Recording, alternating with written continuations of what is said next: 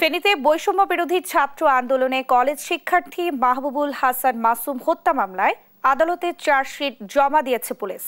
সাবেক প্রধানমন্ত্রী শেখ হাসিনা, সাবেক সেতুমন্ত্রী ওবায়দুল কাদের ও সাবেক সংসদ সদস্য নিজাম উদ্দিন হাজারী সহ 221 আসামিকে অভিযুক্ত করা হয়েছে।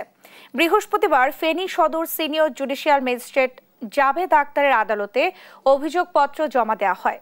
দুপুরে সংবাদ সম্মেলনে এই তথ্য জানান পুলিশ সুপার হাবিবুর রহমান। বলেন, এই মামলায় মোট 221 জনকে অভিযুক্ত করা হয়েছে। ইতোমধ্যে গ্রেফতার করা হয়েছে 51 জনকে। পুলিশ সুপার আরও বলেন, গেল বছরের 4 আগস্ট মহিপালে শিক্ষার্থী মাসুম হত্যাকাণ্ডে শেখ হাসিনা ও নিজাম হাজারীকে সরাসরি নির্দেশদাতা হিসেবে অভিযুক্ত করা হয়েছে।